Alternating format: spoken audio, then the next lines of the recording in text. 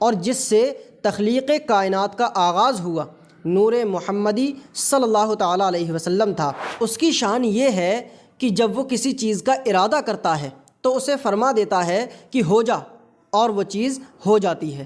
بے شک انسان پر زمانے میں ایک وقت ایسا بھی گزر چکا ہے کہ وہ کوئی قابل ذکر چیز نہ تھا۔ السلام علیکم، کیسے ہیں آپ لوگ؟ امید ہے اللہ کے فضل و کرم سے سب بخیر ہوں گے۔ آج ہم بہت ہی اہم ٹاپک آخرت پر ایمان اور قرآن حکیم کے دلائل پر بات کرنے والے ہیں، تو چلیے اللہ رب العزت کے نام سے شروع کرتے ہیں۔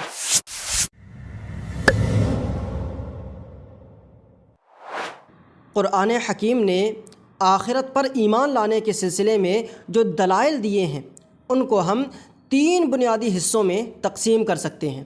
پہلا، زندگی کے ارتقاء کا قرآنی تصور اور تصور آخرت۔ دوسرا، نظام کائنات کی بقا اور تصور آخرت۔ اور تیسرا، مکافات عمل اور تصور آخرت۔ ان 3 بنیادی نکات کی مختصر تفصیل ہم باری باری بیان کریں گے۔ قرآن کریم نے آخرت پر ایمان اور انسانی زندگی کے ارتقاء کے حوالے سے ایک مخصوص نظریہ پیش کیا ہے، جس میں اس کے آغاز کا ذکر ان الفاظ میں کیا گیا ہے: هل اتی علی الانسان حین من الدہر لم یکن شیئا مذکورا۔ بے شک انسان پر زمانے میں ایک وقت ایسا بھی گزر چکا ہے کہ وہ کوئی قابل ذکر چیز نہ تھا۔ گویا انسانی زندگی کی ابتدا ایسی حالت میں ہوئی کہ وہ کچھ بھی نہیں تھی، یعنی عدم سے ظہور میں آنے سے پہلے انسان نام کی کوئی چیز وجود میں نہیں تھی، بلکہ خود کائنات کا نام و نشان تک نہ تھا۔ پھر اللہ کی مشیت نے چاہا تو یہ کائنات حرف کن سے وجود میں آئی اور حالت عدم سے حیات و موت کے سلسلے کا آغاز ہو گیا۔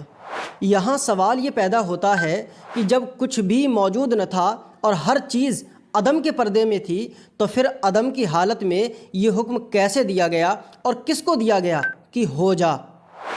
کیونکہ ہر حکم کے لیے حکم دینے والے کے ساتھ ساتھ جس کو حکم دیا جا رہا ہے اس کا ہونا بھی ضروری ہے، جس کو مخاطب کہا جاتا ہے۔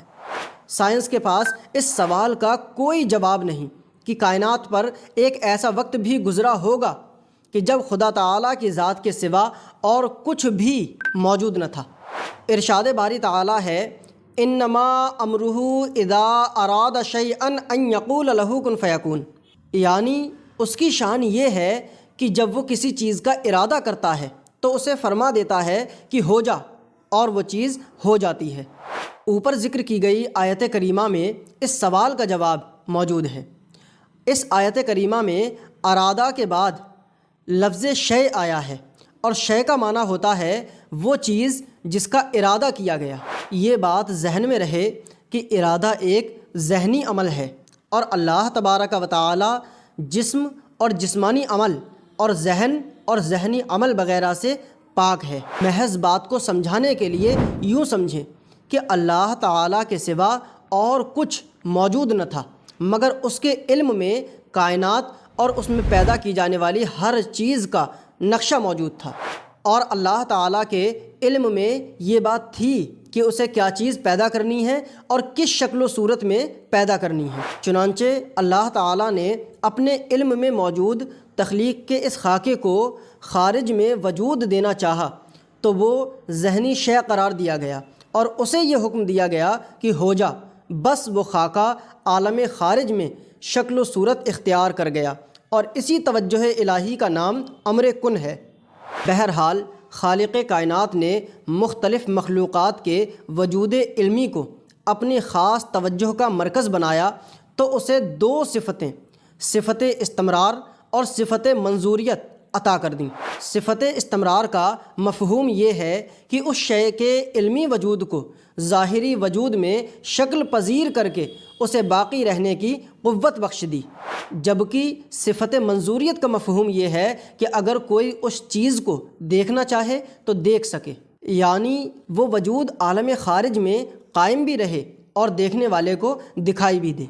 یہ ایک طویل بحث ہے۔ مختصراً حقیقت یہ ہے کہ وہ وجود جو وحدت الہی کا مظہر تھا اور جس سے تخلیق کائنات کا آغاز ہوا، نور محمدی صلی اللہ تعالیٰ علیہ وسلم تھا، جس کا ذکر حدیث پاک میں موجود ہے۔ اللہ کے رسول صلی اللہ تعالیٰ علیہ وسلم نے ارشاد فرمایا کہ اللہ تعالیٰ نے سب سے پہلے میرے نور کو پیدا فرمایا، یہاں سے کائنات کا آغاز ہوا اور یہ عمل رفتہ رفتہ جاری رہا۔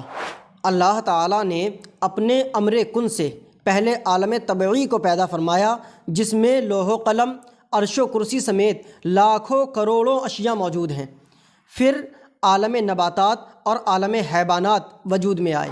یہ سب کچھ پہلے سے طے شدہ اور مرتب کردہ منصوبے کے تحت ہوا، اور یہ محض بے مقصد اور جامد عمل نہ تھا، جیسا کہ بعض مادہ پرست ذہن اس کائنات کے ارتقاء کو محض اتفاقیہ حادثہ قرار دیتے ہیں۔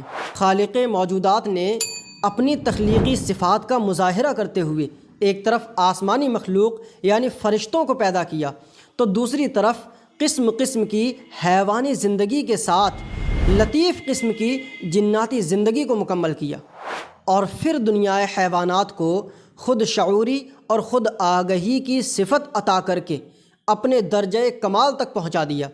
تو پھر تخلیق کے آخری مرحلے میں حضرت انسان کو وجود میں لایا گیا۔ انسان خدا تعالیٰ کی تخلیق کا شاہکار قرار پایا۔ وہ صحیح معنوں میں اللہ تعالیٰ کی صناعی اور خلاقیت کا سب سے مکمل نمونہ تھا، جس کی بنا پر اسے دنیا بحر و بر کا حکمران بنا دیا گیا۔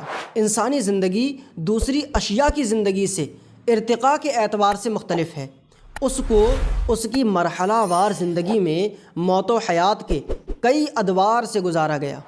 اس سلسلے میں ارشاد باری تعالیٰ ہے، قُلْ سِیرُوا فِی الْأَرْضِ فَانظُرُوا کَیْفَ بَدَأَ الْخَلْقَ ثُمَّ اللَّهُ يُنشِئُ النَّشْأَةَ الْآخِرَةَ إِنَّ اللَّهَ عَلَىٰ كُلِّ شَیْءٍ قَدِیر۔ آپ فرما دیجئے کہ زمین میں سیر کرو، زمین میں چل کر دیکھو کہ کیسے اللہ تعالیٰ نے پیدا کیا، اور پھر اللہ تبارک و تعالیٰ چیزوں کو دوبارہ زندگی عطا کرے گا۔ یقیناً اللہ تعالیٰ ہر چیز پر قادر ہے۔